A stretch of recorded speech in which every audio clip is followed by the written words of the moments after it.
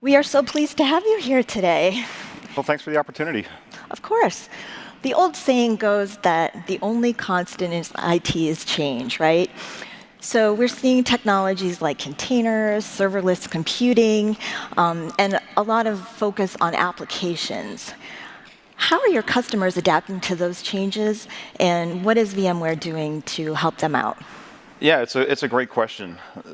I'd say in the early days when folks were thinking about containers, I can't tell you how many times I heard, well, containers are going to get rid of virtual machines, and that's the death of VMware. And we were thinking, we don't just do virtual machines, we do a lot of other things. So you think about our strategy just relative to the core business, it's really about enabling globally consistent infrastructure as code, giving you consistent programmatic compute and networking and storage and security no matter where an application runs, no matter what format the application is in. And that's beneficial because if you think about the container ecosystem, all containers, all applications, no matter how I abstract the application, I need programmatic compute networks and storage and security. And a lot of the container vendors, they have a lot on their plates. They're looking at container cluster scheduling and management, all these other things. So the role of VMware in this ecosystem is really about enabling these platforms with that programmatic infrastructure layer and providing consistent audit and operations and these kind of things so that you can run applications anywhere. So it's very complementary, I would say. Even you mentioned serverless, and even in some of the more emergent areas like serverless, we have a lot of customers that are saying, I like the idea of serverless or functions as a service, but what really concerns me is it can be like a black hole. Where is my compute happening? Where's my data? And they're coming to VMware and saying, can you help us from a privacy perspective? Can you enable a private serverless approach? Or can you help us in our factories where we want to enable serverless computing, but we have concerns with latency to the public cloud, or we're generating so much data that that's not even really feasible either. So there's lots of different areas, I'd say, that we're certainly working in that ecosystem. So going back to cloud a little bit, do you have specific guidelines or advice you give to customers about how to move to the cloud successfully or how to adopt those technologies? Yeah, how much time we got? We use a few hours, is that good?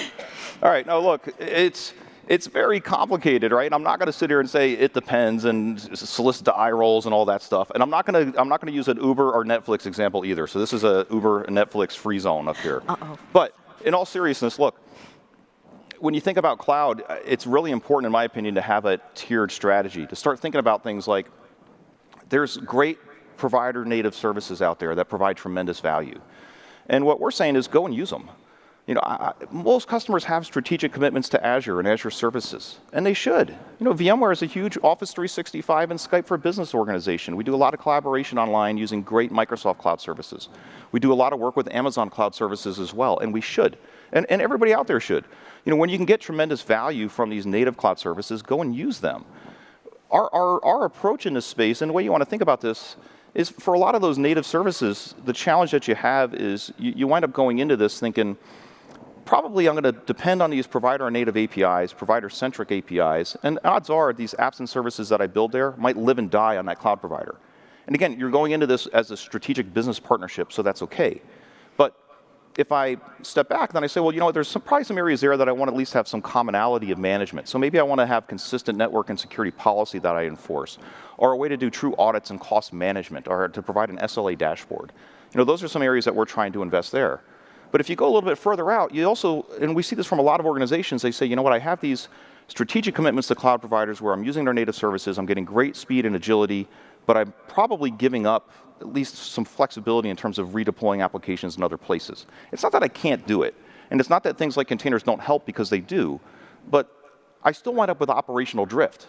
I redeploy an application somewhere else, I might do audit in a different way. I might have to do change management differently. I might have to do backup differently. So it doesn't mean that you don't eventually get there, but it could still cost you time and money to do it. So to solve, or at least to help contribute to solving that challenge, when you're looking to have control of your intellectual property, I want to pick the open source projects that are important to me. I don't want a provider to dictate the maintenance schedule to me. I want to have control of that too. I want to be able to redeploy an application anywhere.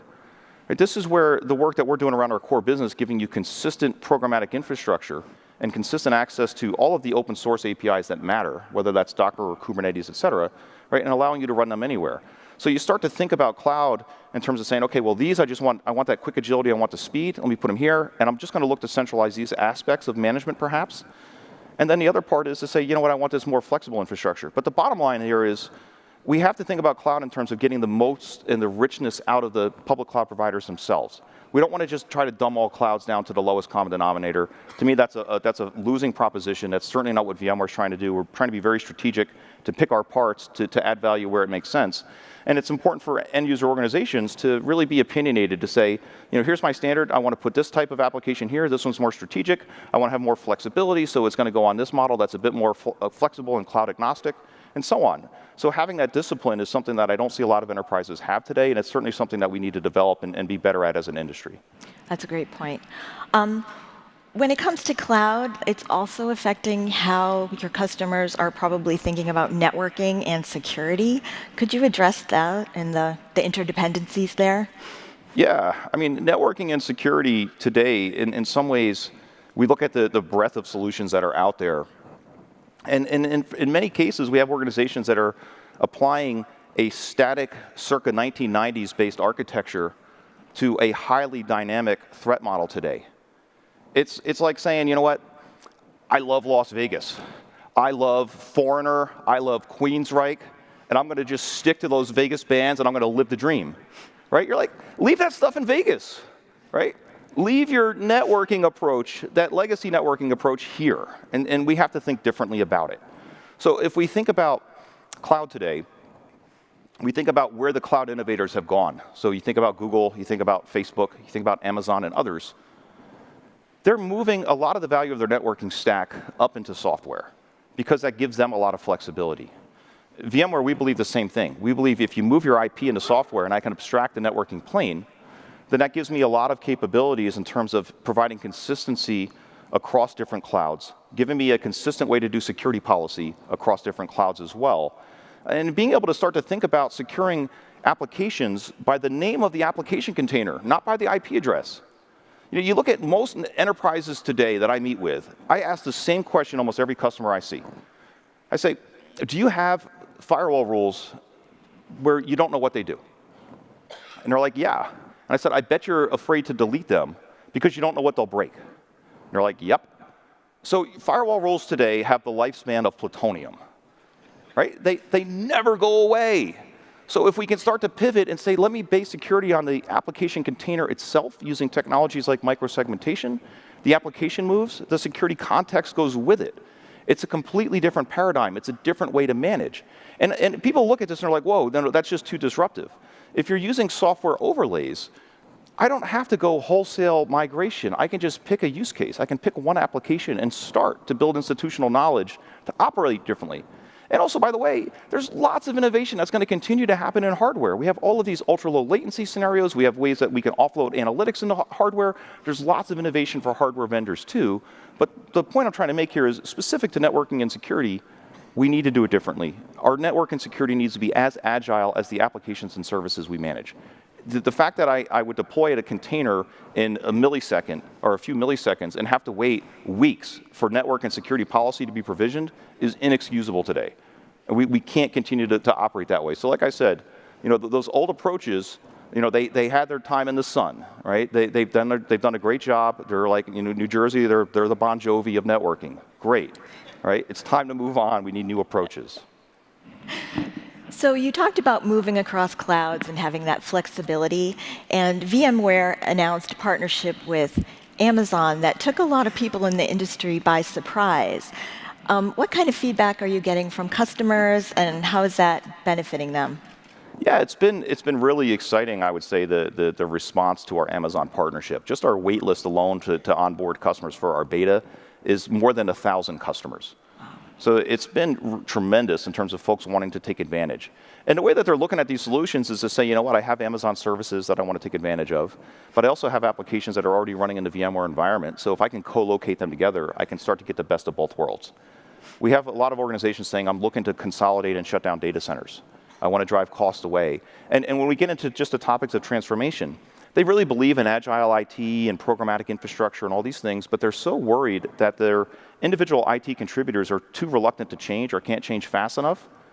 I have organizations I work with that just said, you know what, we're throwing in the towel. We're going to just move these things to the cloud. We want to do it quickly. We want to get all those advantages because I don't think internally we can pivot fast enough. So we see that too. We see disaster recovery as a service. And then the fourth one, which I think is the most important one, and I alluded to this earlier, the code that we're running on Amazon is the same as what we're running in IBM Cloud. It's the same as what we do on our vCAN partners. It's the same as what we do out at the edge using our stack and technologies like Cloud Foundation. So what this means is I can build new applications on Amazon. I can leverage some of the Amazon services. And when I package that application or service, I don't have to know its future. I have flexibility. If I want to be able to deploy that out to the edge, or I just don't know where it needs to go, or maybe a natural disaster is going to knock out connectivity to an Amazon data center and I need to get it actually out onto private capacity sometime in the future, all sorts of different contingencies. They're saying, you know what? Building this on that VMware stack makes a lot of sense. And the key, too, to our strategy here, like I said before, is not just giving you this native VMware API experience. If you want to build using Kubernetes, you can natively integrate into our stack using our Kubernetes integration. You can use some work we're doing with the Kubo project with Pivotal and Google. You can use native Docker APIs with vSphere integrated containers. So the bottom line here is you can make these investments. We'll completely abstract the presence of that VMware infrastructure underneath. And if you don't like your relationship with VMware, pack up and go. Go somewhere else. We are trying to just win your business on merit in these things, and we think that's how it should be. And I don't think it's just a VMware vision. You know, you look at what Microsoft's trying to do with the Azure Stack. I think that's another good example. Right? To me, this is just the way that the industry is moving. You know, we're trying to just play our part. So you mentioned the edge, and that made me think about Internet of Things. What's VMware's strategy when it comes to IoT? Yeah, IoT's been pretty interesting for us. Some people say, well, what does VMware have to do with IoT? You know, we get those questions sometimes. My favorite IoT experience, this is a major US auto. We had walked into a meeting with their CIO and CTO. It was myself and Greg Bolella, who's VMware's IoT CTO. Greg's a really smart guy. He's been in the embedded systems business for about 30 years. So we go in there, their CTO looks at Greg and I, and he said to us, if you even try to talk to us about the connected car, we're going to throw you out. So we said, all right, let's not talk about that. We said, actually, good, because we've been doing a lot of work helping organizations in their factories and their plants. Because what's happening is, you know, they have lots of different sensors that they're building. They have lots of different gateway devices. A lot of times these gateway devices are running on different hardware. And that's a natural use case for virtualization. If we can virtualize the gateways, we can actually simplify and standardize the infrastructure. What we're seeing from the IoT gateway manufacturers is if they can run VMware code on their gateways, it's much easier for them to get that solution integrated into enterprise IT and in the management stack because the enterprises already have standards based on VMware. So in IoT, we're doing things like Leota, little IoT agent. That's on our GitHub page. That's an open source IoT agent which can run on anything that runs Python, which is practically any device today. It's a very small Python code footprint. So we're seeing organizations they'll leverage that code. I can plumb that into any type of management or monitoring tool. We'll do VR Ops because we're VMware, but you can use it for anything. You know, that's one example. You know, you look at the breadth of devices that are out there. Our experience in AirWatch and supporting a multitude of different mobile endpoints has also allowed us to do a lot of work around management of not just the endpoints, but the experience. So we're working with an auto manufacturer today around managing their different cars themselves and the technology that exists in the cars and all of the sensors. We're also working with a lot of organizations that are really concerned about plants and factories. Because this is where analytics becomes really important. They're trying to mine a lot of data at the edge. But we have enterprises today that are telling us by 2020, they expect some of their factories to generate a petabyte of data per day. The challenges that they have here is that all of that data to them, it's not something they can ship to the cloud. That's not even an option. And second, in many cases in manufacturing, the data is so sensitive that they don't want it to ever even leave the factory floor. So if we can provide appliances that can allow them to move that capacity or move the compute and the analytics out to where the data is, that's a lot easier than trying to move the data to the compute. So these are natural, organic places that we're seeing a lot of interest from us in IoT. We have a couple dozen customers today that are using our software in these variety of IoT use cases. We just announced our IoT VMware Pulse IoT management platform that's going to allow you to centralize all of this, so you can see that on our website. So we're investing pretty heavily there. We're seeing some good success. All of this has really been grassroots and organic. The couple dozen customers that we've built has really been with an engineer just going out and talking to people, which is Greg Bolella, and also Mimi Spear on his team. It's been with zero marketing. It's just really been word of mouth and people seeing what we're doing. Great. So we've been talking a lot about technology, but I know that one of the largest concerns for our audience is probably the people problems. And I know that you talk to a lot of IT leaders in your role. What challenges are they facing, and how are they adapting in their organizations and their own personal roles? It's a great question, and it's a conversation I have with most CIOs that I meet with. The challenge that people have is we know we need to change. We know we need to be more agile, right? But we're, at the same time, us in IT, we're builders at heart. We love to build things, and we feel really good at the end of the day when we're building things. But the challenge that we have with that is a lot of times what folks are building in IT today, at least in IT operations, is effectively a commodity, right? And you heard that in the previous keynote that 80% of our work is on non-differentiation, right? Non-differentiating things. So how do we change that? We have to start to say, you know what? I don't need to build everything anymore. Every business in the world needs to do agile, scalable, secure, programmatic compute, network storage, and security underneath their applications. Everybody in the world has to do it. So if it's something that everybody just needs, why on earth is every one of us building a custom way to do that? What's the point? Think about it. The point is, there's an IT services industry that massively depends on you doing that, right? They reap tremendous rewards. It's great for their profits, just not yours. If we can up-level the conversation, all right, and start to think, let's use bigger building blocks. We're still building, but we're just building in a more agile way. So even in our data centers, leveraging hyper-converged technologies gives us an easy way to do that. And I'm not saying that's going to fix everything, because we have lots of apps that need TLC and specialized hardware and things like that, of course. But we have a lot of other apps that don't. And our newer apps are being written to scale out when they need new capacity. They're not being written to scale up. So more generic compute models can really help us. So now what does this mean to skills? So if we're starting to up-level, I was getting there. Just be patient. I was getting there. I can be verbose. I'm sorry. It's from New Jersey. We talk fast. Okay.